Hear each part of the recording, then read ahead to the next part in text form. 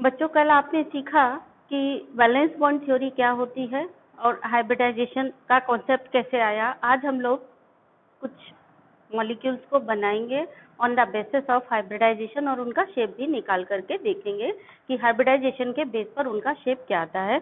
एक बहुत important question है कि ड्रॉ द शेप या discuss the shape of the molecule on the basis of hybridisation. किसी भी मॉलिक्यूल का नाम दे दिया कि हाइब्रिडाइजेशन के बेस पर इनका हाइब्रिडाइजेशन डिस्कस करिए, या फिर discuss the shape of molecule on the basis of VSEPR theory, VSEPR, यानी valence shell electron pair repulsion theory. इसके बेस पर, यानी दो अलग अलग क्वेश्चन हो गए। वेस्पर थ्योरी के बेस पर आप शेप डिस्कस कीजिए या फिर हाइब्रिडाइजेशन के बेस पर शेप डिस्कस करिए। तो हम लोग अभी डिस्कस कर रहे हैं हाइब्रिडाइजेशन के बेस पर कि मॉलिक्यूल्स का शेप किस तरीके का होगा। ठीक है, तो चलिए सबसे पहले फॉर्मेशन ऑफ BeF2 मॉलिक्यूल।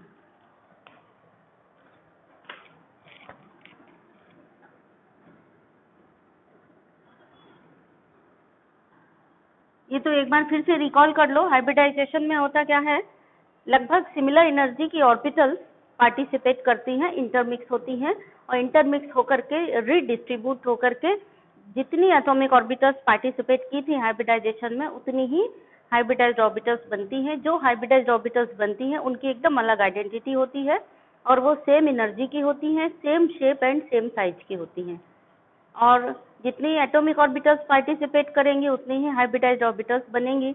ये भी जरूरी नहीं है कि हाइब्रिडाइजेशन के पहले एटम एक्साइटेड स्टेट में जाए ही। एटम ग्राउंड स्टेट में भी हाइब्रिडाइजेशन कर सकता है, एक्साइटेड स्टेट में जाकर भी हाइब्रिडाइजेशन कर सकता है। हाफ फील्ड ऑर्बिटल भी पार्टिसिपेट कर सकती है हाइब्रिडाइजेशन में, फुल फील्ड ऑर्बिटल भी पार्टिसिपेट कर सकती है और खाली ऑर्बिटल भी पार्टिसिपेट कर सकती है। जबकि इसके पहले जो बैलेंस बॉन्ड थ्योरी आप पढ़ रहे थे उसमें सिर्फ ये था कि हाफ फील्ड ऑर्बिटल ही पार्टिसिपेट करेगी जब valence shell participate in the bonding. But यहाँ पे वो वाली कंडीशन नहीं है। हाइब्रिडाइजेशन में थोड़ा सा चेंज हो गया कि half filled orbital, full filled orbital and vacant orbital, सभी तरीके के ऑर्बिटल हाइब्रिडाइजेशन में पार्टिसिपेट करेंगी और हाइब्रिडाइज्ड ऑर्बिटल से जो बॉन्ड बनेगा that will be more stable then normal atomic orbital, या हम कहें प्योर एटॉमिक ऑर्बिटल से जो बॉन्ड बनता है उससे ज्यादा हाइब्रिडाइज्ड ऑर्बिटल जो बॉन्ड बनाती है that will be more stable. ठीक है ना। So this is all about means recall of hybridisation concept. अब हम ये देखेंगे कि हमें BeF2 मॉलिक्यूल का बनाना है, तो हम एक काम करेंगे कि पहले ये जानेंगे कि इसमें हाइब्रिडाइजेशन स्टेट क्या है। ये कोई हार्ड एंड फास्ट रूल नहीं है, लेकिन मैं आपको बता रही हूँ। अगर आपको हाइब्रिडाइजेशन स्टेट पता है, याद तो रहती नहीं है, अगर आप ऐसे याद रखोगे इसमें कौन सी हाइब्रिडाइजेशन है थोड़े बार भूल जाओगे। तो कौन सी है वो निकालने के लिए एक फॉर्मूला याद कर लो और उस फॉर्मूला से हम किसी भी कंपाउंड की हाइब्रिडाइजेशन स्टेट निकाल सकते हैं, सिवाय कार्बन के। कार्बन के लिए ये वाला फॉर्मूला लागू नहीं होगा। कार्बन की हाइब्रिडाइजेशन स्टेट निकालने के लिए दूसरा फॉर्मूला यूज होगा, मतलब दूसरे तरीके से निकलेगी। कार्बन के अलावा बाकी सब जितनी भी हाइब्रिडाइज्ड ऑर्बिटल्स होंगी तो हम निकाल लेंगे कि कितनी हाइब्रिडाइज्ड ऑर्बिटल्स निकली, और वो जो हाइब्रिडाइज्ड ऑर्बिटल्स निकली उनके आधार पे हम ये बता देंगे कि ये वाला जो एलिमेंट है कौन सा हाइब्रिडाइजेशन करेगा। ठीक है ना। तो ये फॉर्मूला है hybridised orbitals equal to V plus M minus C plus A divided by 2। V क्या है यहाँ पे, V है valence electron in central atom. ठीक है। M क्या है, M है यहाँ पर monovalent atoms attached with central atom. Central atom किसको कहेंगे, जिसके चारों तरफ दूसरे एटम अटैच्ड है, जैसे BeF2 में Be सेंट्रल एटम है। ठीक। एंड C क्या है, अगर वो मॉलिक्यूल जिसका हम हाइब्रिडाइजेशन निकाल रहे हैं उस पर कोई पॉजिटिव चार्ज है तो चार्ज ऑन कैटायन। अगर मॉलिक्यूल जिस पे हम निकाल रहे हैं कोई नेगेटिव चार्ज है तो A का मतलब हुआ चार्ज ऑन एनायन। ठीक है। तो इस फॉर्मूले में अगर हम यहाँ से वैल्यू प्लेस करते हैं तो बैलेंस इलेक्ट्रॉन बेरिलियम के हो गए कितने, 2। मोनोवैलेंट अटैच यहाँ पे कितने हैं, 2। C की वैल्यू कोई प्लस चार्ज नहीं है, 0, A की वैल्यू कोई माइनस चार्ज नहीं है, 0 divided by 2 that is 4/2 that is 2, यानी हाइब्रिडाइज्ड ऑर्बिटल्स की संख्या आई 2। इसका मतलब 2 हाइब्रिडाइज्ड ऑर्बिटल हैं तो उसमें एक तो निकल गई S, बाकी एक बची वो P है, यानी ये हो गया sp हाइब्रिडाइजेशन इसमें निकला। अच्छा, ये आप पहली बार सीख रहे हैं तो ऐसे रिटर्न कर रहे हैं, ये सब करने की जरूरत नहीं होती, ये सब हम मन में कर लेते हैं, ओरल कर लेते हैं कि ये देखा कि यहाँ ये सेंट्रल मेटल एटम है, इसके 2 वैलेंस इलेक्ट्रॉन और 2 मोनोवैलेंट ऐसे 2 2 4 डिवाइडेड बाई 2 ऐसे, प्लस माइनस नहीं है, ये सब ओरल वर्क करने का होता है। तो आपको दिमाग पे ये जोर डालने की जरूरत नहीं है कि हमें इसका हाइब्रिडाइजेशन स्टेट याद हो, या किसी भी कंपाउंड को बनाना है हाइब्रिडाइजेशन स्टेट आपको ऐसे निकाल करके आप उसको तुरंत ड्रॉ कर सकते हैं। ठीक है, तो अब चलिए BeF2 बनाना है, तो BeF2 का हम क्या लिख लेंगे, फॉर्मूला लिख लेंगे, सॉरी पहले इलेक्ट्रॉनिक कॉन्फ़िगरेशन लिखेंगे Be का। Be का इलेक्ट्रॉनिक कॉन्फ़िगरेशन क्या है, 4 है, तो 1s2 and 2s2। Balance cell का हम इलेक्ट्रॉनिक कॉन्फ़िगरेशन लिखते हैं, चूंकि 3 हाइब्रिडाइजेशन कराना है तो हम बैलेंस सेल को ही बनाएंगे, S भी बनाएंगे और P भी बनाएंगे। P क्यों बनाएंगे, क्योंकि हाइब्रिडाइजेशन आप कौन सा कराने वाले हैं, S और P, तो P ऑर्बिटल होनी तो चाहिए, और सेकंड एनर्जी लेवल में P ऑर्बिटल होती है, भले यहाँ आपको इलेक्ट्रॉनिक कॉन्फ़िगरेशन में नहीं दिख रही है बट है, ठीक है, सेकंड ऑर्बिटल से आ जाती है। तो beryllium in ground state,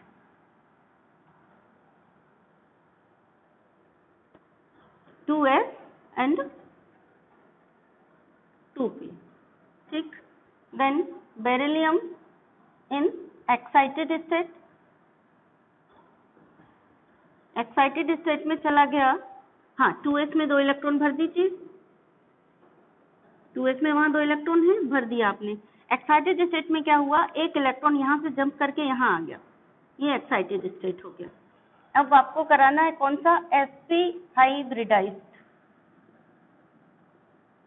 Be, ठीक है।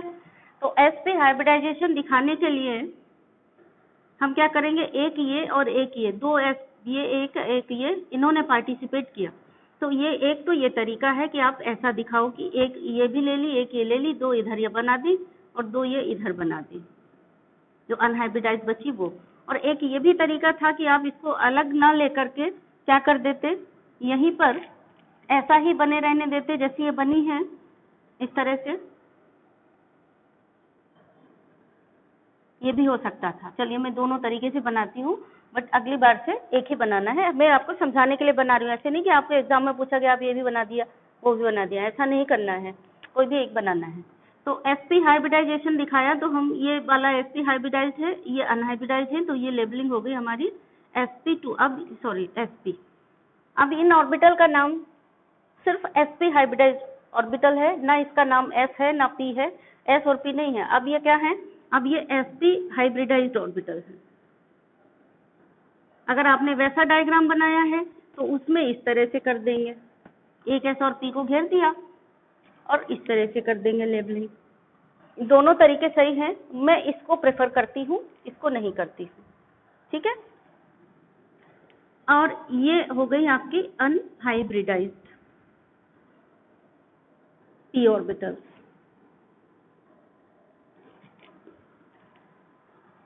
अब आपको बनाना है BeF2, तो एक्चुअल में BeF2 जब आप बनाएंगे तो जो 2 हाइब्रिडाइज्ड ऑर्बिटल्स ये बनी, ये 2 हाइब्रिडाइज्ड ऑर्बिटल्स कहाँ रहेंगी BeF2 की, देखिए ध्यान से, एक दूसरे से मैक्सिमम डिस्टेंस पर रहेंगे। तो इस तरह से मैक्सिमम डिस्टेंस तभी होगी जब ये इस तरह से रहेंगे, ये।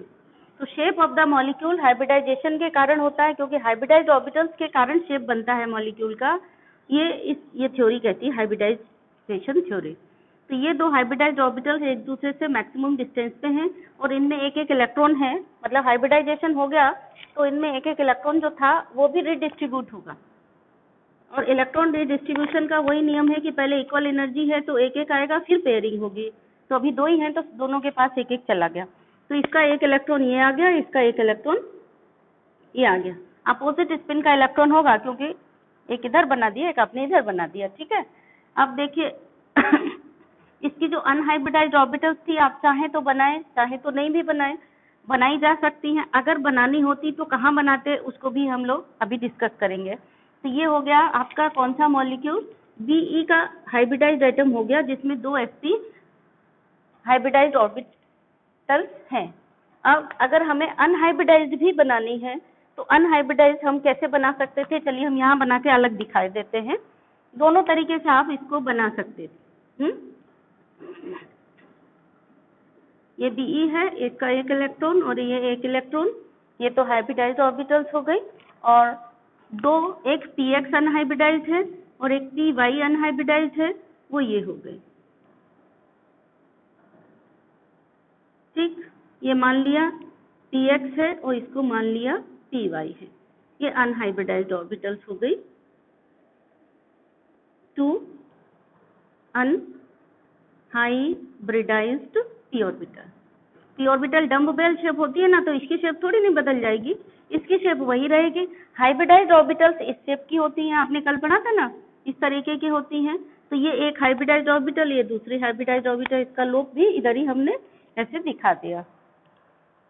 जो अनहाइब्रिडाइज्ड ऑर्बिटल्स हैं वो तो डम्ब बेल शेप की थी, वो डम्ब बेल शेप की ही रहेंगी। तो ये 2 अनहाइब्रिडाइज्ड ऑर्बिटल्स हैं। तो बोरोन का यानी ये Be का एटम हम ऐसा भी दिखा सकते हैं, ऐसा भी दिखा सकते हैं। अगर हमने वैसा बना लिया है तो भी अच्छी बात है। उसी में हम किसकी ओवरलैपिंग करा दें, F की। F ऑर्बिटल में F के पास कौन सी खाली है, P, Px, Py, Pz। Pz overlap करेगी उसकी, Px, Py भरी हुई है, तो इसकी Pz ओवरलैप करा दी, तो ये बन गया F और एक ये बन गया F। एक इसका इलेक्ट्रॉन यहाँ से आ गया और इसका यहाँ से आ गया।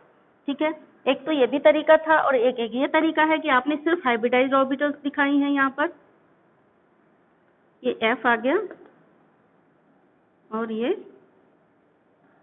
F आ गया। ठीक है, ये यहाँ पे सिर्फ आपने हाइब्रिडाइज्ड ऑर्बिटल दिखाई है, अनहाइब्रिडाइज्ड नहीं दिखाई है। और इस मॉलिक्यूल को हम कैसे रिप्रेजेंट कर सकते हैं, Be F एंड F। और ये शेप ऑफ मॉलिक्यूल कैसा हो गया, ये शेप हो गया लीनियर शेप। यहाँ भी वही चीज है, लीनियर है, थोड़ा मैंने ये झुका के बना दिया, इतना झुका के नहीं बनाना है, सीधा सीधा बनेगा।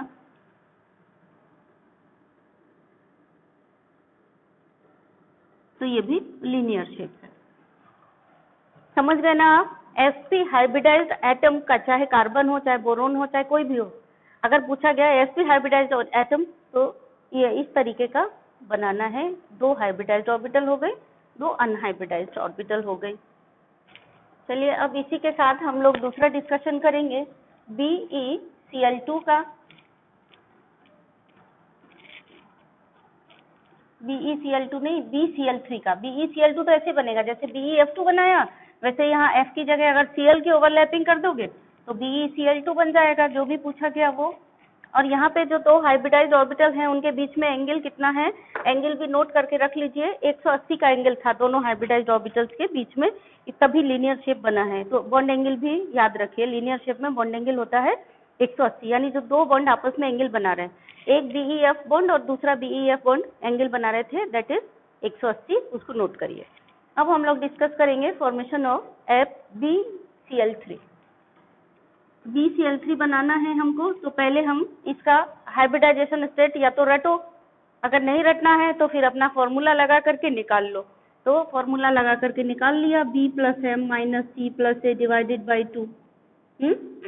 हाइब्रिडाइज्ड ऑर्बिटल्स कितनी है, तो हाइब्रिडाइज्ड ऑर्बिटल्स आ गई। वैलेंस इलेक्ट्रॉन कितने हैं बोरोन में, 3, प्लस मोनोवैलेंट अटैच 3, ए की वैल्यू 0, ए की वैल्यू भी 0, सी की भी 0, डिवाइडेड बाई 2 यानी 6/2, दैट इज 3। यानी 3 हाइब्रिडाइज्ड ऑर्बिटल्स आई और ये 3 हाइब्रिडाइज्ड ऑर्बिटल्स कहाँ रहेंगी, ए ट्राइगोनल ज्योमेट्री में रहेंगी। ये ट्राइगोनल ज्योमेट्री होती है। जब भी 3 हाइब्रिडाइज्ड ऑर्बिटल्स आएंगी तो वो हमेशा एक दूसरे से, जो ज्योमेट्री होगी वो इनकी क्या होगी, वो हमेशा इसी तरह से एग्जिस्ट करेंगी, ट्राइगोनल ज्योमेट्री। और इनके बीच का जो बॉन्ड एंगल होगा वो 120 होगा हमेशा। ठीक, तो ये हमारी रफ वर्किंग वाली बात हो गई। हमने दिमाग में निकाल लिया कि हमें कौन सा हाइब्रिडाइजेशन कराना है, sp2 हाइब्रिडाइजेशन कराना है। तो अब चलते हैं, इसका इलेक्ट्रॉनिक कन्फिग्रेशन लिखते हैं बोरोन का। तो बोरोन का इलेक्ट्रॉनिक कन्फिग्रेशन लिखेंगे तो ये आएगा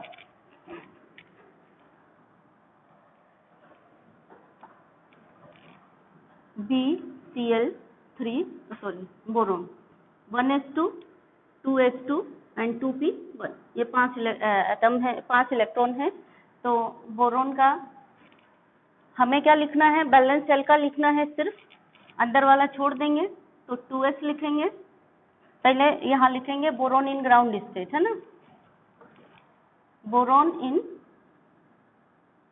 ग्राउंड स्टेट। तो ये हो गया 2s और ये हो गया 2p। 2s में 2 इलेक्ट्रॉन है, 2p में 1 इलेक्ट्रॉन है। अब बोरोन इन एक्साइटेड स्टेट में आ गया। तो एक्साइटेड स्टेट में क्या होगा, s का 1 इलेक्ट्रॉन जंप करके चला जाएगा कहाँ, p में, ठीक। तो एक ये आ गया और एक ये आ गया और एक ये आ गया। अब आपको कौन सा हाइब्रिडाइजेशन कराना था, sp2। sp2 ही क्यों कराना है, क्योंकि आप पहले से यहाँ कैलकुलेट कर चुके हो, इसलिए ये कैलकुलेट किया। ये जब पूछा जाएगा तो ये कैलकुलेट नहीं करना है, ये पूछा गया तो ये सब आपका रफ वर्क है, ठीक है, ये मन में रखोगे और यहाँ से फिर अपना सवाल मतलब जो भी पूछा गया उसको लिखना चालू कर देंगे। sp2 hybridised boron. तो अब की बार हम दोनों तरीके से नहीं बना रहे, आप समझ चुके होंगे। तो जो तरीका मुझे अच्छा लगता है उससे बना रहे हैं। sp2 और ये खाली है वो अपनी जगह रहेगी, यानी हाइब्रिडाइज्ड ऑर्बिटल्स कौन सी हो गई, एक s और 2 p हाइब्रिडाइजेशन में पार्टिसिपेट करेंगे। ये कितनी बन गई टोटल, 1 2 3। इसका नाम क्या हो गया, अब तीनों का नाम हो जाएगा sp2 हाइब्रिडाइज्ड ऑर्बिटल। इनका नाम हो गया, 3 है ये, 3 हो गई संख्या में और नाम हो गया sp2 हाइब्रिडाइज्ड ऑर्बिटल। और ये वाली जो रही ये हो गई कैसी, अनहाइब्रिडाइज्ड ऑर्बिटल।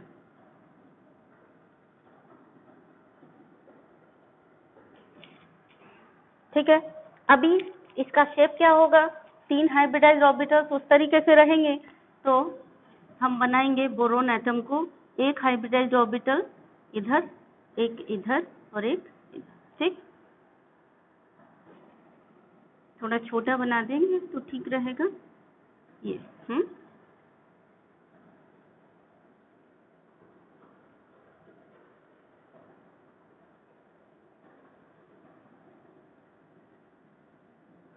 या तो ऐसे बना दो, बी नहीं लिखना है तो आप सिंपल ऐसे बना सकते हो। हमने बी लिख दिया है बीच में, ये अलग अलग नहीं होंगे, नहीं तो आप कंफ्यूज हो जाएंगे कि तीनों अलग अलग हैं। चलिए बी बिना लिखे बनाते हैं,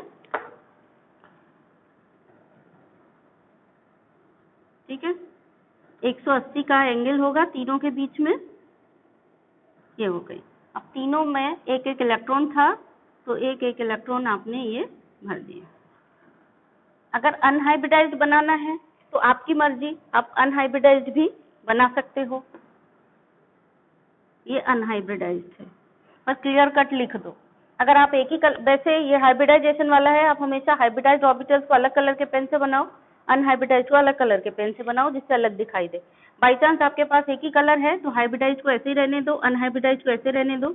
हाइब्रिडाइज्ड में थोड़ी ऐसी डिजाइन बना दो जिससे अलग समझ में आ जाए कि ये हमारी हाइब्रिडाइज्ड ऑर्बिटल्स है, ठीक है। वैसे अलग कलर के पेन से बनाओ। तो ये क्या हो गई, ये हो गई हाइब्रिडाइज्ड ऑर्बिटल, ये हो गई अनहाइब्रिडाइज्ड ऑर्बिटल्स। अब ओवरलैपिंग करने के लिए कौन आएगा, 3 Cl आएंगे। तो एक Cl के पास एक p ऑर्बिटल है तो p ऑर्बिटल यहाँ पे पार्टिसिपेट करेगी हाइब्रिडाइजेशन में, ओवरलैपिंग में, सॉरी, ये ओवरलैपिंग हो गई।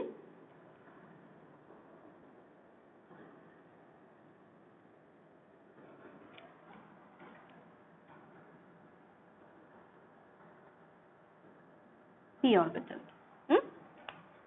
तो यहाँ पर आप चाहें तो अब लिख सकते हैं ये बोरोन और ये वाला क्या है, ये फ्लोरीन एटम, सॉरी क्लोरीन है, फ्लोरीन, क्लोरीन, क्लोरीन। अब इनके बीच में जो बॉन्ड बना, देखिए कैसे बना सकते हो आप, BCl, इधर वाला बॉन्ड ऐसे लिखोगे Cl, ये वाला ऐसे लिखोगे Cl, ये वाला ऐसे लिखोगे Cl, ये इसका शेप हो गया। ये सारे बॉन्ड एंगल एक दूसरे से 120 डिग्री दूर हैं, यानी दो सबके बीच में बॉन्ड एंगल कितना है, 120 है। और ये शेप का नाम क्या हो गया, ये शेप कैसी हो गई, ट्राइगोनल प्लेनर शेप हो गई।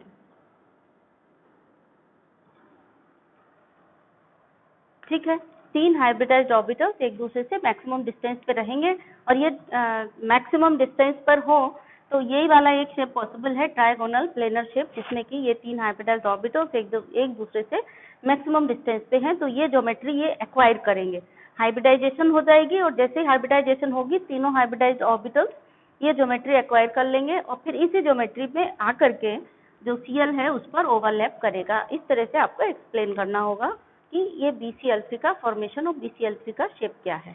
चलिए अब नेक्स्ट डिस्कस करते हैं फॉर्मेशन ऑफ CH4 मॉलिक्यूल। ये कैसे बनेगा देखते हैं।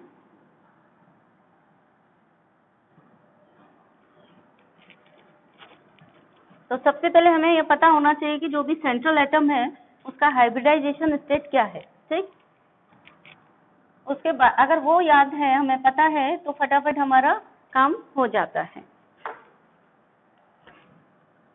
फॉर्मेशन ऑफ CH4 मॉलिक्यूल, हमने आपको बताया था कार्बन के लिए B+M+T-A डिवाइडेड बाई 2 वाला फॉर्मूला फेल हो जाता है।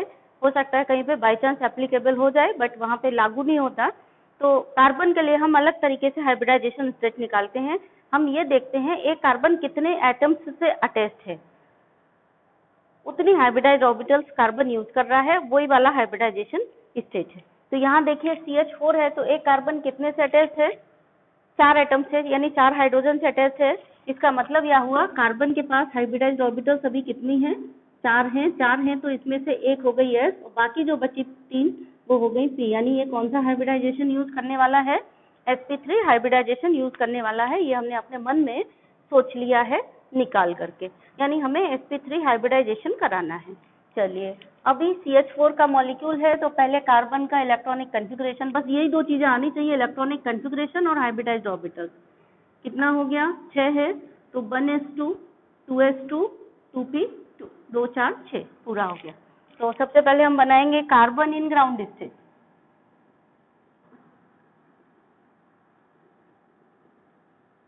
ठीक, कार्बन इन ग्राउंड स्टेट बनाया, तो बैलेंस शेल बनाएंगे, केवल अंदर वाली शेल तो बनाना नहीं है। तो हम बनाएंगे 2s बनाएंगे यहाँ पे और 2p बनाएंगे। ये हो गई 2s और ये हो गई 2p।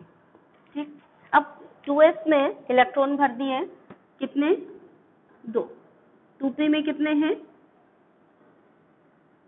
px py में जाएंगे, ये 2p में एक ही में नहीं, दोनों भर देंगे।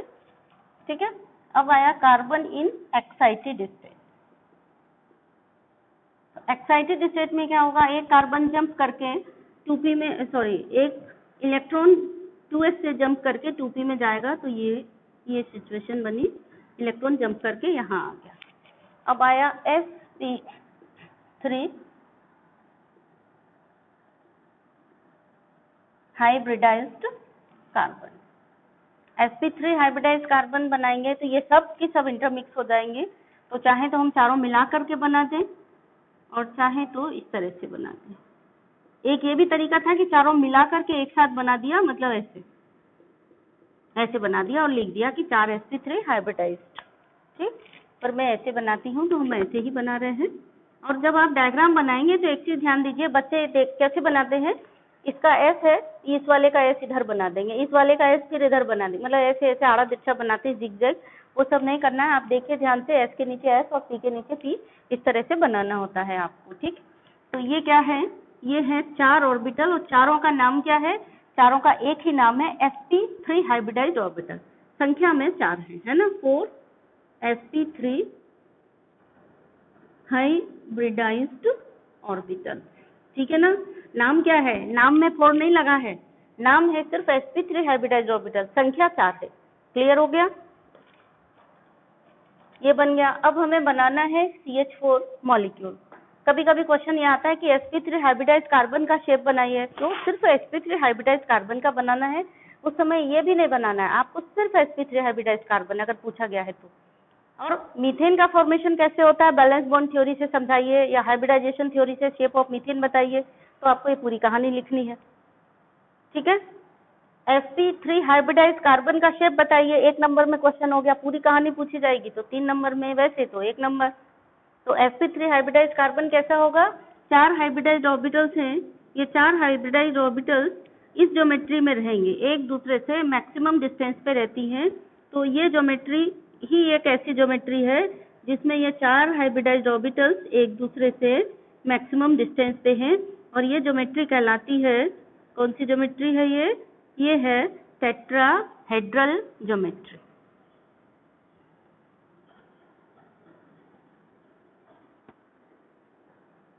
ठीक, कैसी टेट्राहेड्रल? ऐसे समझ लो, ये टेट्राहेड्रल ज्योमेट्री है, 4 हाइब्रिडाइज ऑर्बिटल्स एक दूसरे से मैक्सिमम डिस्टेंस पर इस ज्योमेट्री में ही रहेंगे, और ये सब बॉन्ड एंगल यहाँ पे एक एक बॉन्ड एंगल जो भी बनेगा 109.5 रेडियन का इनके बीच में एंगल होगा अगर ये बॉन्ड बनाएंगी तो। ठीक है, ज्योमेट्री अलग होती है, बॉन्ड अलग होता है। चारों ने बॉन्ड बनाया तो इसका बॉन्ड एंगल भी उतना ही रहेगा, 109.5। अगर कम ने बॉन्ड बनाया और लोन पेयर रहा तो ज्योमेट्री कुछ अलग हो, ज्योमेट्री सेम रहेगी लेकिन शेप अलग हो जाएगी। क्लियर? चलिए, अब हमें बनाना था क्या? CH4। ये तो हुआ। अगर आपसे पूछा गया sp3 हाइब्रिडाइज्ड कार्बन का शेप बताइए, तो ये sp3 हाइब्रिडाइज्ड कार्बन है। ठीक, ये इसके हाइब्रिडाइज्ड 4 ऑर्बिटल हैं। यहाँ पे मैंने छोटा सा c लिख दिया। ठीक, अब अगर पूछा गया मीथेन बनाइए, तो इसी में आप बता देंगे कि ये हाइब्रिडाइज्ड ऑर्बिटल्स 4 बनी, 4 हाइब्रिडाइज्ड ऑर्बिटल्स एक दूसरे से टेट्राहेड्रल शेप में ज्योमेट्री में एग्जिस्ट करेंगे, क्योंकि यहाँ पर रिपल्सन मिनिमम है।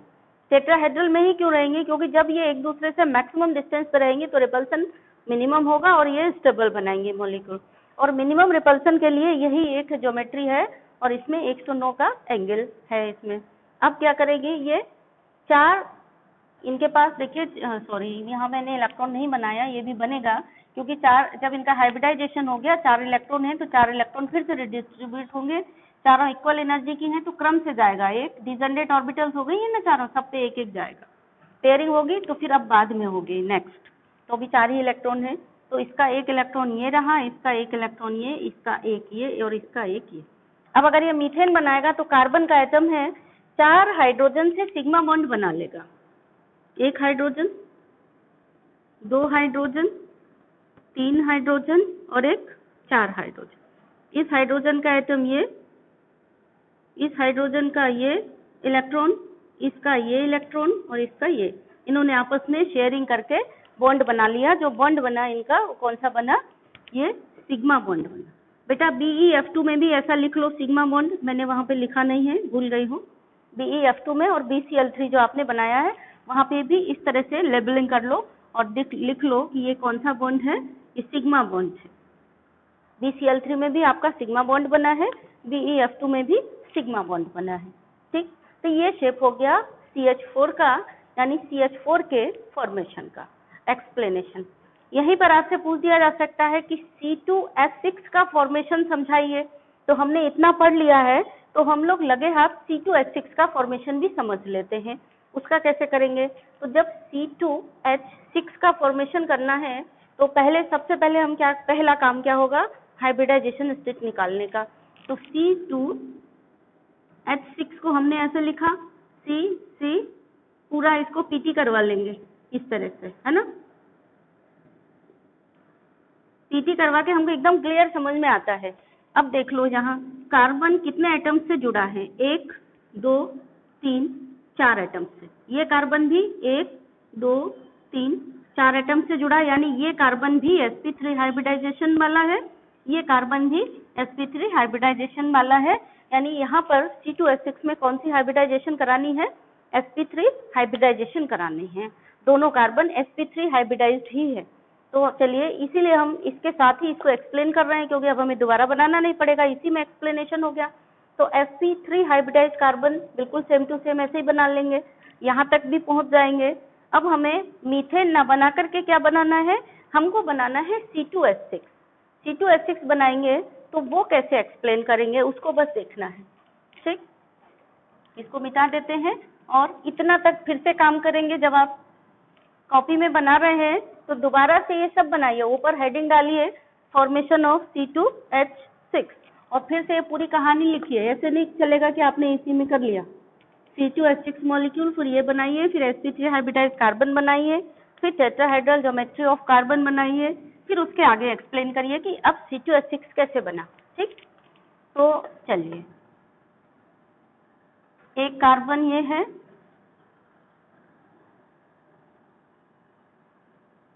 टेट्राहेड्रल शेप में, टेट्राहेड्रल शेप है कार्बन का, ये तो आपको पता ही है। तो हम इसको थोड़ा सा कहाँ बनाते हैं, थोड़ा और इधर बनाएं।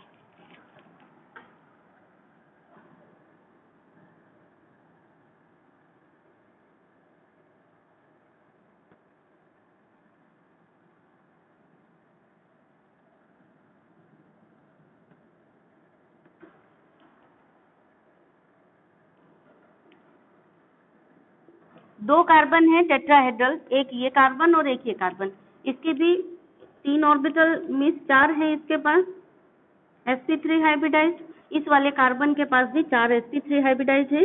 तो सबसे पहले क्या होगा कि ये दोनों कार्बन आपस में एक एक इलेक्ट्रॉन मीन्स एक sp3 हाइब्रिडाइज ऑर्बिटल्स का उपयोग करके इस तरह से बना लेंगे बॉन्ड। एक इसकी sp3 हाइब्रिडाइज और एक इस कार्बन की sp3 हाइब्रिडाइज। ठीक है, एक इसका इलेक्ट्रॉन इसमें आ गया और एक दूसरे का इलेक्ट्रॉन इस वाले कार्बन का। चलिए, इस वाले कार्बन के इलेक्ट्रॉन को हम ऐसे डिनोट कर देते हैं ब्लू वाले टिक से। ठीक, तो ये दो sp3 हाइब्रिडाइज कार्बन हैं, इनको इस तरह से पास पास बनाएंगे, इनका शेप भी टेट्राहेड्रल रहे, आपस में एक एक sp3 हाइब्रिडाइज ऑर्बिटल्स ने ओवरलैप कर लिया, कार्बन कार्बन का ही सिंगल बॉन्ड बन गया। अब बचे 3 sp3 हाइब्रिडाइज ऑर्बिटल्स, इस कार्बन की सबके पास एक एक इलेक्ट्रॉन है, उनके पास भी एक एक इलेक्ट्रॉन होगा।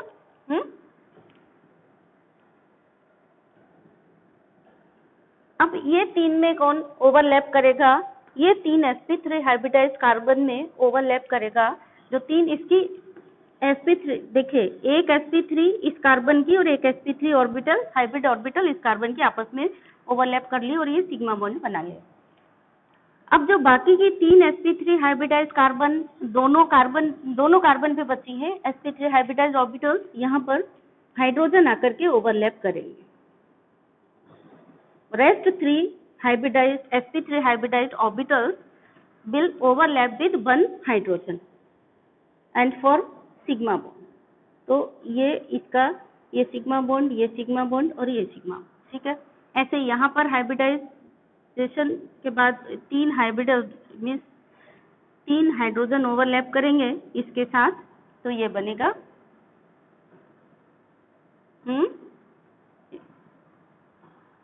ठीक है, तो ये बन गया, ये सब सिग्मा बॉन्ड बन गए। यानी कितने सिग्मा बॉन्ड बने यहाँ पर देखिए, 3 सिग्मा बॉन्ड, ये 3 ये और एक ये, 7 सिग्मा बॉन्ड बन गए यहाँ पर।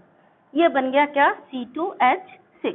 और अगर मॉलिक्यूल को हम सिंपली ऐसे दिखाएंगे तो वो कैसे दिखाएंगे, C और इस तरह से दिखाएंगे।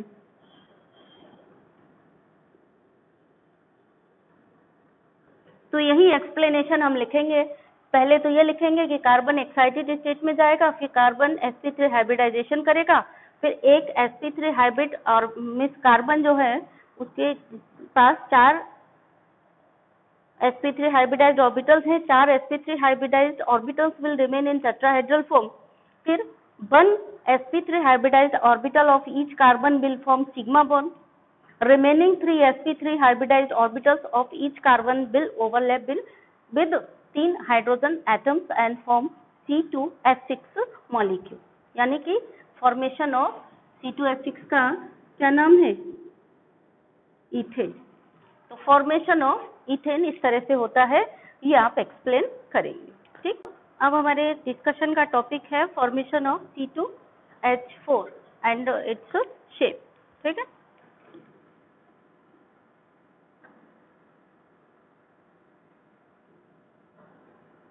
फॉर्मेशन ऑफ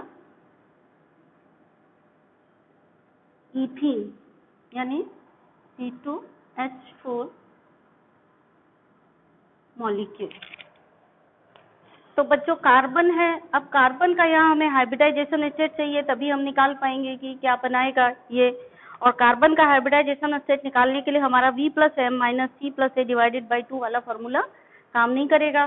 तो फिर हम कार्बन का हाइब्रिडाइजेशन स्टेट कैसे निकालेंगे?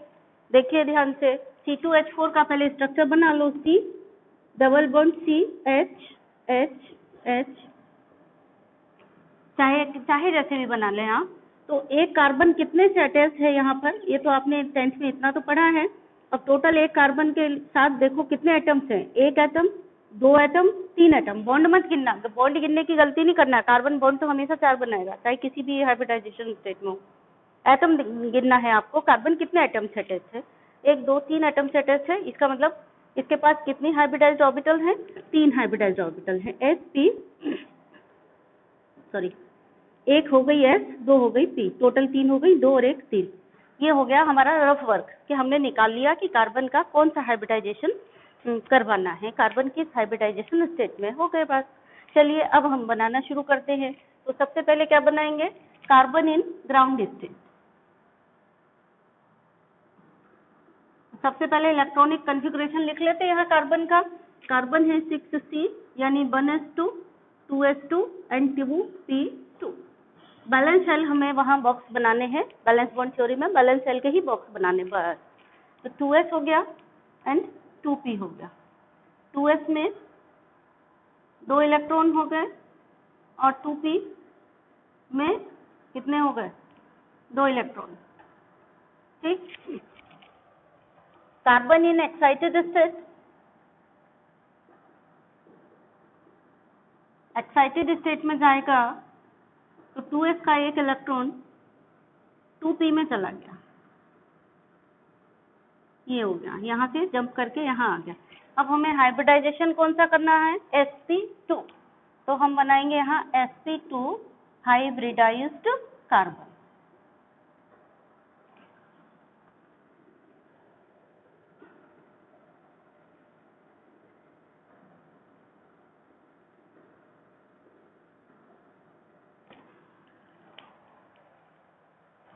ये तीनों एक साथ मिला के भी बना सकते थे, लेकिन हम ऐसा ना करके ऐसा बना देते हैं। ये हमारी हो गई, इनका नाम हो गया, तीनों का नाम है sp2 हाइब्रिडाइज्ड कार्बन।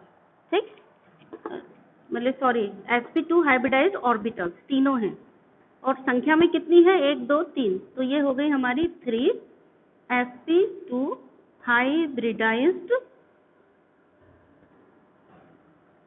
ऑर्बिटल। ये रफ वर्क है, इसको हटा देंगे यहाँ से है।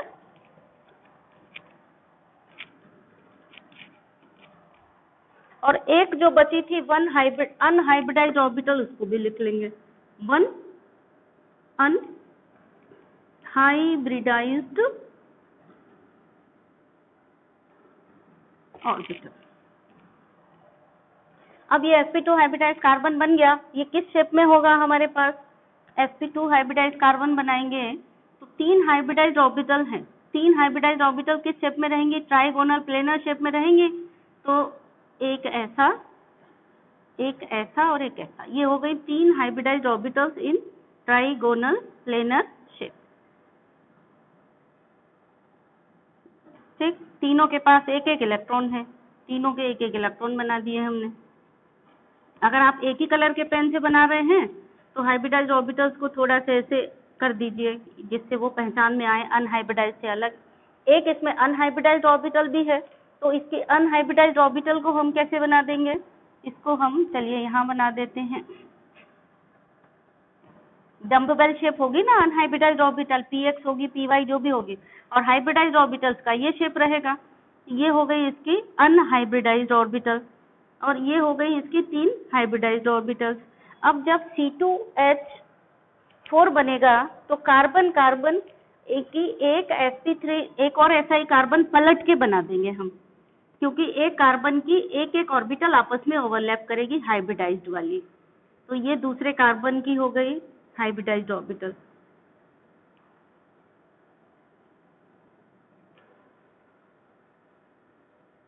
ठीक है, ये इस वाली का इलेक्ट्रॉन, ये इस कार्बन की हाइब्रिडाइज्ड ऑर्बिटल हो गई, और हाइब्रिडाइज्ड कार्बन को हमने थोड़ा सा दिखा दिया इस तरह से हाईलाइट करके। इस कार्बन की भी अनहाइब्रिडाइज्ड ऑर्बिटल होगी, उसको भी बना देंगे। ये अनहाइब्रिडाइज्ड ऑर्बिटल हो गई इस कार्बन की। अनहाइब्रिडाइज्ड में देखो एक इलेक्ट्रॉन था, तो एक इलेक्ट्रॉन बना देंगे यहाँ, इसका एक इलेक्ट्रॉन बना देंगे यहाँ, ठीक। दोनों अनहाइब्रिडाइज्ड के पास भी एक एक इलेक्ट्रॉन है। तो एक तो सिग्मा बॉन्ड ये बन गया कार्बन कार्बन के बीच में, हाइब्रिडाइज्ड ऑर्बिटल्स के बीच में। अभी इसकी दो अनहाइब्रिडाइज्ड ऑर्बिटल्स बाकी बची हैं, तो वहां पर ये क्या बनाएगा, दो हाइड्रोजन के साथ सिग्मा बॉन्ड बनाएगा ओवरलैप करके, यानी एक हाइड्रोजन ये और ये ओवरलैपिंग हो गई, एक हाइड्रोजन ये, इसकी ओवरलैपिंग हो गई, ये हाइड्रोजन का इलेक्ट्रॉन हो गया इस वाली का। एक हाइड्रोजन ये, इसका इलेक्ट्रॉन हो गया ये, एक हाइड्रोजन ये, इसका इलेक्ट्रॉन हो गया ये। इलेक्ट्रॉन बनाना मत भूलना, हाइड्रोजन के साथ में इलेक्ट्रॉन आएगा।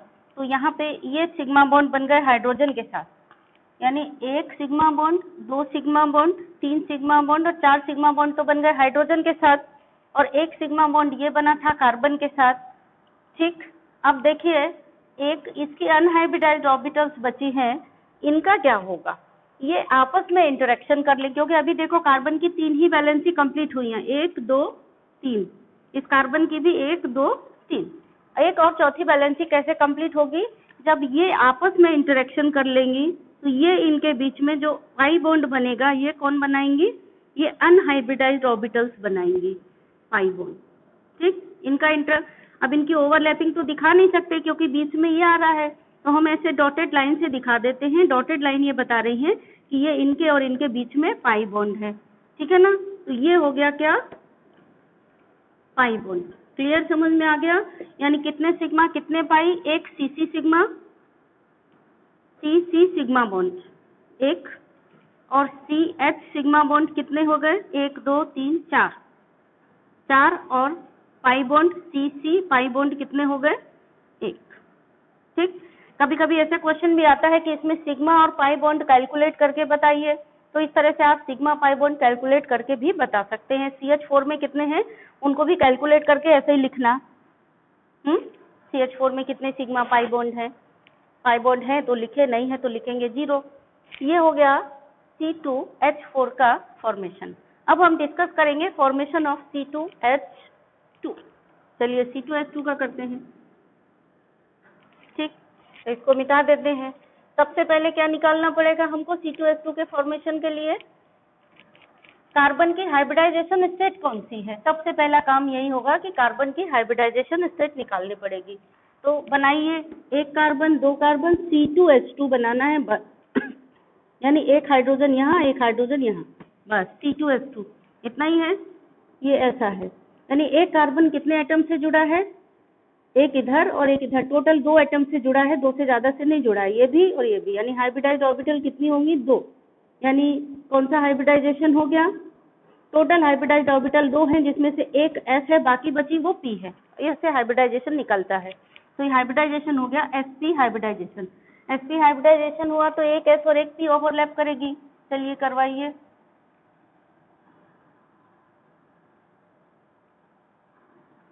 S और P के बीच में ओवरलैपिंग होगी।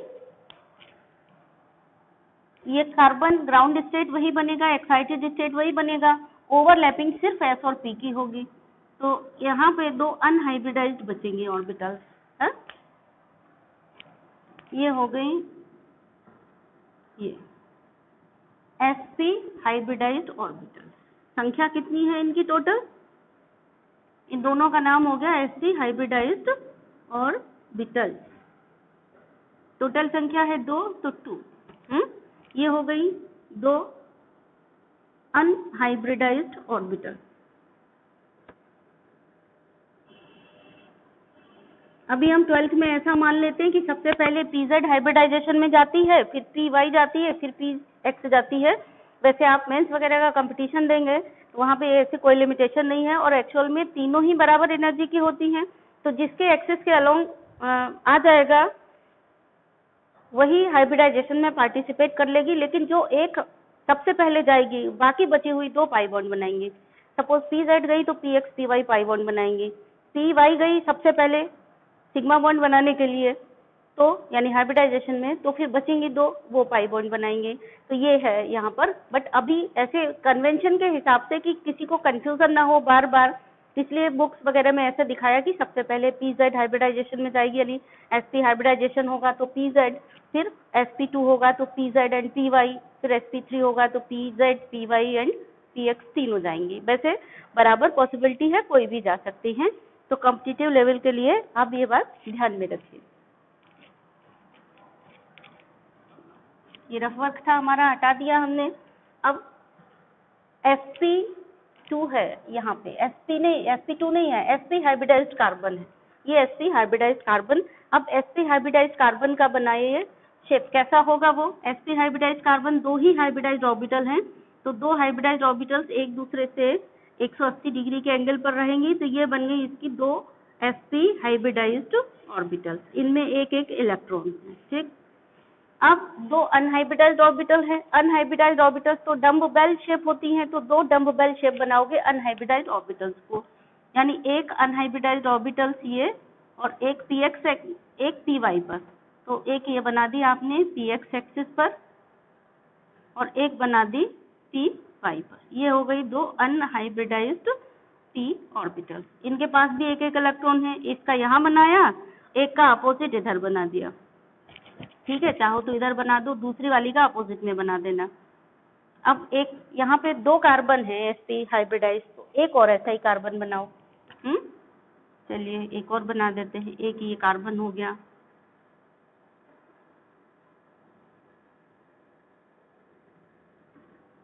ये इसका इलेक्ट्रॉन हो गया। ये दूसरा कार्बन है SP हाइब्रिडाइज, इसके पास भी 2 अनहाइब्रिडाइज्ड ऑर्बिटल्स होंगी, तो इसकी अनहाइब्रिडाइज्ड ऑर्बिटल्स भी हम बना देते हैं। ये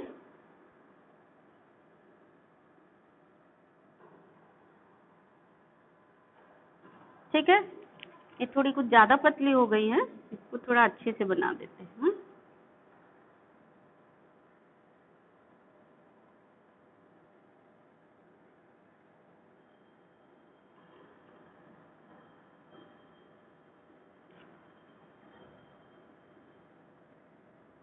तो ये 2 हो गए SP हाइब्रिडाइज्ड कार्बन हो गए। दोनों के बीच में सबसे पहले एक इसकी SP हाइब्रिडाइज्ड ऑर्बिटल और एक दूसरे कार्बन की SP हाइब्रिडाइज्ड ऑर्बिटल आपस में ओवरलैप करके सिग्मा बॉन्ड बनाएंगे।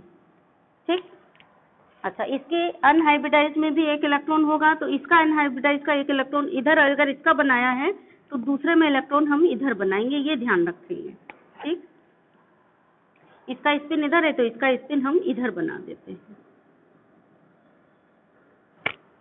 अब जो इसकी अनहाइब्रिडाइज्ड ऑर्बिटल, ये सॉरी, एक एक हाइब्रिडाइज्ड ऑर्बिटल सभी और बची है। एक एक तो कार्बन कार्बन ने ओवरलैप कर ली, एक एक और बची दोनों कार्बन पे, उस पर ओवरलैपिंग करेगा हाइड्रोजन।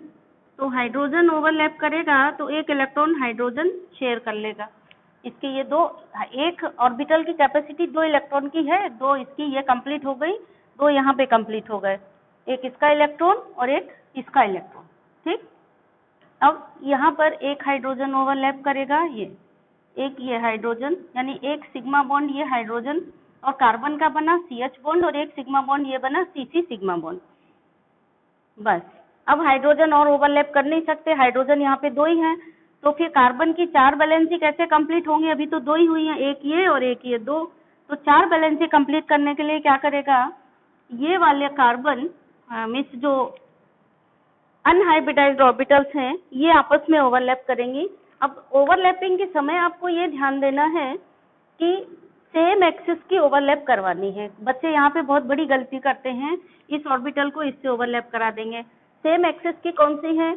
इनको देखो जरा, इसको हम मान लेते हैं ये जो जो सेम मतलब ये पैरेलल है, पैरेलल वाली ओवरलैप करेंगे, ये ध्यान रखना। ऐसा नहीं करना कि ये इस एक्सिस में और वो उस एक्सिस में और आप ओवरलैप करा दें।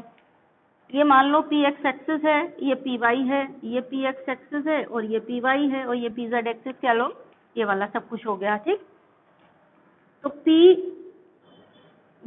और PY आपस में ओवरलैप करेंगे, तो PY और PY की ओवरलैपिंग को हम कैसे दिखाएंगे? है तो दूर दूर, अब ओवरलैपिंग दिखानी है तो हम क्या करें? इनके बीच में ऐसे करके डॉटेड लाइन बना दें। ठीक है। डॉटेड लाइन बनाने के लिए हम चलिए पी वाई की ओवरलैपिंग दिखानी है, तो एक पी वाई देखो ये है, एक पी वाई ये है, इसी की ओवरलैपिंग दिखाएंगे। तो कैसे दिखाएंगे? डॉटेड लाइन यहाँ से यहाँ तक बनाए ऐसे, जो पी वाई से पी वाई तक जाए बस।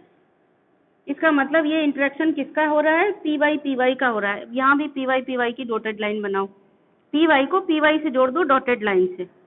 मतलब ये क्या बता रहा है कि इनके इनके बीच में इंटरेक्शन हो रहा है और बॉन्ड बन रहा है, ओवरलैपिंग हो रही। कहाँ? इसका एक इलेक्ट्रॉन, इसका एक इलेक्ट्रॉन, सॉरी ये एक इलेक्ट्रॉन, ये एक इलेक्ट्रॉन, टोटल मिलकर 2 इलेक्ट्रॉन हो गए, ये एक ओवरलैपिंग हो गई। पी एक्स और पी एक्स आपस में ओवरलैपिंग करेंगे, तो पी एक्स की ओवरलैपिंग दिखा दो। पी एक्स की दिखाने के लिए हम चलिए ये रेड पेन से दिखाते हैं। तो पी एक्स और पी एक्स तक डॉटेड लाइन खींच दी हमने, ये ये। फिर यहाँ देखो पी एक्स ये पी एक्स ये।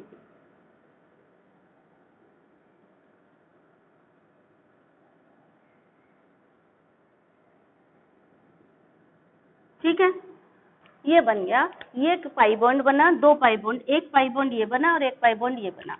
एक तो ये पी एक्स के बीच में पाई बॉन्ड बना, और एक पाई बॉन्ड बना कौन सा?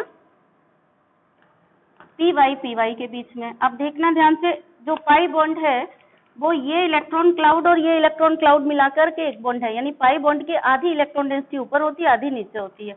वही चीज यहाँ पर है, दोनों में पाई बॉन्ड आधी इलेक्ट्रॉन डेंसिटी इधर, आधी इलेक्ट्रॉन डेंसिटी इधर। इसको बोलते हैं अबव द प्लेन और बिलो द प्लेन। ये प्लेन है, प्लेन के ऊपर में आधी इलेक्ट्रॉन डेंसिटी, आधी इलेक्ट्रॉन डेंसिटी नीचे में। और नॉर्मली इसका शेप कैसे बनाएंगे? सी सिग्मा बॉन्ड था, सिग्मा बना दिया, फिर C H sigma bond, sigma बना दिया, फिर सी क्या है यहाँ पे? ट्रिपल बॉन्ड है कार्बन कार्बन के बीच में, तो उसको ऐसे बना देंगे। ये हो गया। ये शेप कौन सा हुआ? sp हाइब्रिडाइजेशन है, तो 2 sp हाइब्रिडाइज शेप इसके हिसाब से होगा। शेप कौन सा हुआ? इसका शेप हुआ लीनियर। ठीक है, तो C2H6 पढ़ लिया आपने, C2H4 पढ़ लिया। चलिए एक H2O का फॉर्मेशन और डिस्कस कर लेते हैं।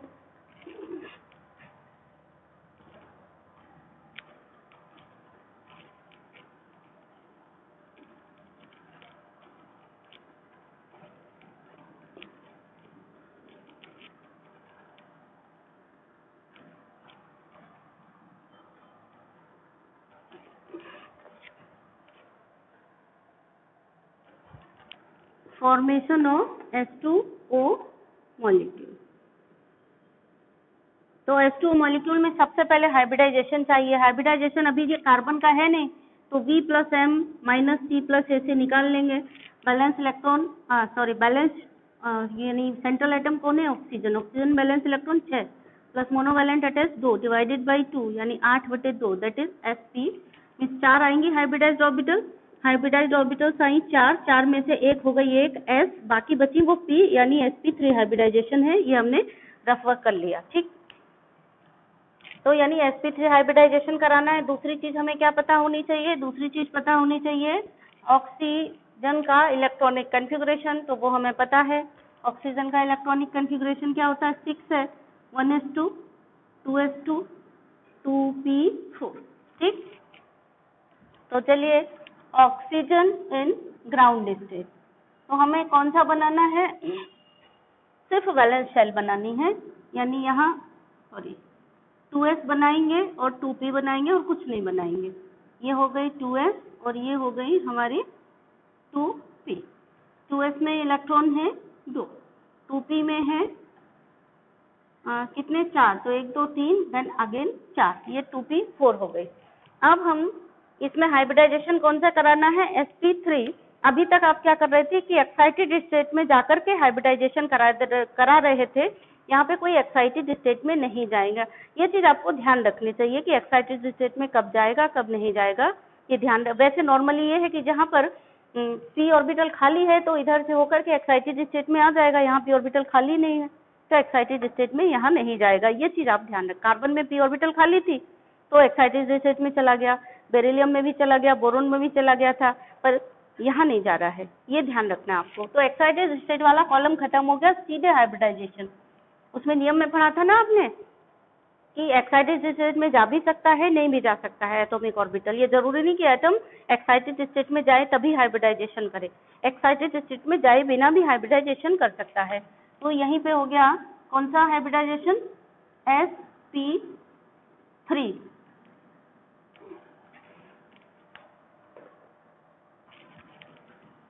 sp3 hybridised oxygen atom. ठीक, sp3 हाइब्रिडाइज करवाओगे तो ये चारों मिक्स कर दो या फिर ऐसे ही बनी रहने दो, जैसे करना हो। चलिए चारों मिक्स कर देते हैं, 1 2 3 4। ठीक, आप वैसे भी बना सकते थे कि 3 को अलग बनाया, 4 को अलग बनाया, सबको घेर के sp3 बना दिया। तो ये हो गई, ये टोटल इलेक्ट्रॉन 6 है, 6 डिस्ट्रीब्यूट करेंगे तो 1 2 3 4 5 6 ऐसे डिस्ट्रीब्यूट करेंगे। ठीक है, ये कितनी हो गई, 4।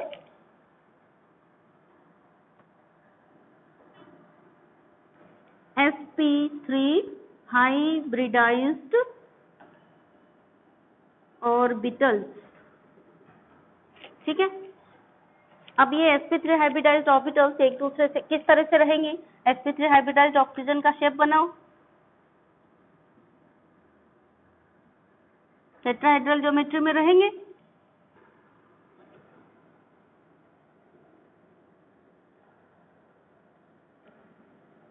ठीक,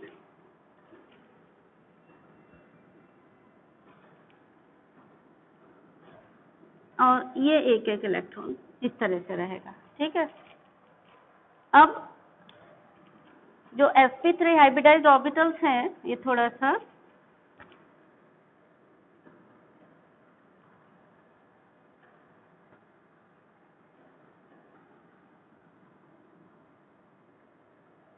टेट्राहेड्रल शेप में है। अब यहाँ पर दो ये इलेक्ट्रॉन, ये जो ऑर्बिटल है ये ऑलरेडी फुलफिल्ड है। ये ऑक्सीजन हो गया कैसा, sp3 हाइब्रिडाइज्ड ऑक्सीजन है। अब क्या होगा, H2O मॉलिक्यूल कब बन जाएगा, जब यहाँ पे 2 हाइड्रोजन ओवरलैप कर लेंगे। तो एक हाइड्रोजन यहाँ पर ओवरलैप कर सकता है और ये बना दिया, ये सिग्मा बॉन्ड। दूसरा हाइड्रोजन यहाँ ओवरलैप करा, ये सिग्मा बॉन्ड बन गया। तो ये बन गया H2O मॉलिक्यूल। इसको आप कैसे रिप्रेजेंट कर सकते हो, HOH, और 2 लोन पेयर भी हैं इसके ऊपर, वो लोन पेयर आप ऐसे दिखा सकते हैं। ठीक है, ये बॉन्ड एंगल टेट्राहेड्रल का 109.5 होता है, लेकिन ये कुछ कम है, 107 के लगभग बॉन्ड एंगल आपको मिलेगा। तो ये क्यों हो जाता है, ये क्वेश्चन भी पूछा जाता है कि बॉन्ड एंगल क्यों हो जाता है। ये पानी का जो bond angle HOH bond angle है, इस तरह से क्वेश्चन होगा, HOH bond angle in water, bond angle in water is less than normal tetrahedral bond angle. तो उसका कारण क्या है, ये रीजन हो गया एक्सप्लेन करने के लिए, आपका टास्क हो गया, होमवर्क का क्वेश्चन हो गया, ये आप करेंगे। ये बॉन्ड एंगल के लिए थोड़ा यहाँ पे ऐसा सिंबल लगा देते हैं, HOH बॉन्ड एंगल मतलब HOH का bond angle. Normal tetrahedral bond angle होता है 109, तो 109.5 से कम है, क्यों है, ये क्वेश्चन है। तो कम होने का कारण क्या है, क्योंकि यहाँ पे 2 नॉन बॉन्डिंग इलेक्ट्रॉन पेयर है, यहाँ हम कहें लोन पेयर ऑफ इलेक्ट्रॉन है, इनको हम क्या कहेंगे, ये कहलाएंगे लोन पेयर ऑफ इलेक्ट्रॉन, या हम कहेंगे इन्हीं को non bonded pair of electron, non bonded pair of electron. ठीक है, तो non bonding pair of electron या लोन पेयर ऑफ इलेक्ट्रॉन है। कभी कभी क्वेश्चन पूछा जाता है लोन पेयर बॉन्ड पेयर में अंतर बताओ, तो जो बॉन्ड बना रहे हैं वो बॉन्ड पेयर, जो बॉन्ड नहीं बना रहे हैं वो लोन पेयर कहलाते हैं। एग्जाम्पल देकर के इसे बता देना है। इसका कारण यह है कि यहाँ पे लोन पेयर प्रेजेंट है, तो लोन पेयर के रिपल्सन के कारण क्या होता है, ये दोनों बॉन्ड पेयर को दबा देता है। एक्चुअल में जो रिपल्सन होता है, याद कर लो, LP यानी lone pair repulsion is greater than lone pair, bond pair repulsion is greater than bond pair repulsion.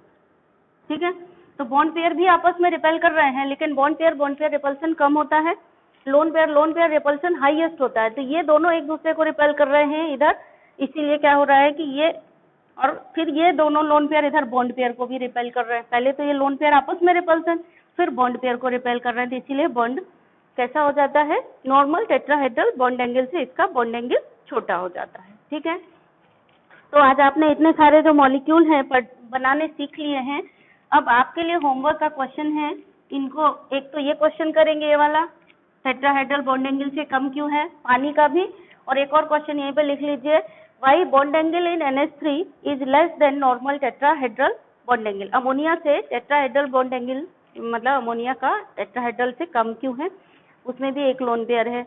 ये दोनों क्वेश्चन एग्जाम में मतलब 11th में अच्छे से आते हैं। अभी तो आपका डिस्क्रिप्टिव नहीं आएगा, ऑब्जेक्टिव आएगा, लेकिन अगर डिस्क्रिप्टिव आएगा तो यहाँ से कुछ ना कुछ ऐसे फॉर्मेशन या फिर वो, अभी डिस्क्रिप्टिव नहीं है तो यहाँ से ऑब्जेक्टिव क्वेश्चन भी बहुत अच्छे बनते हैं कि पानी पे कितने लोन पेयर हैं, अमोनिया पे कितने लोन पेयर है, बॉन्ड एंगल कितना है, बॉन्ड एंगल कम क्यों है, ज़्यादा क्यों है, ऐसे बहुत सारे क्वेश्चन बनते हैं।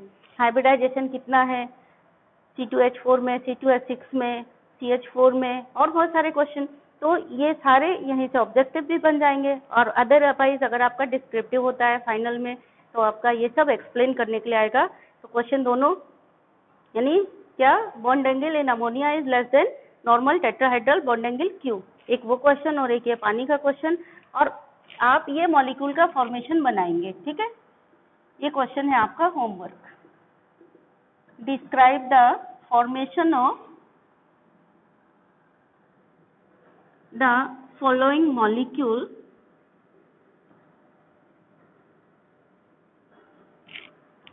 and their shape on the basis of hybridization theory।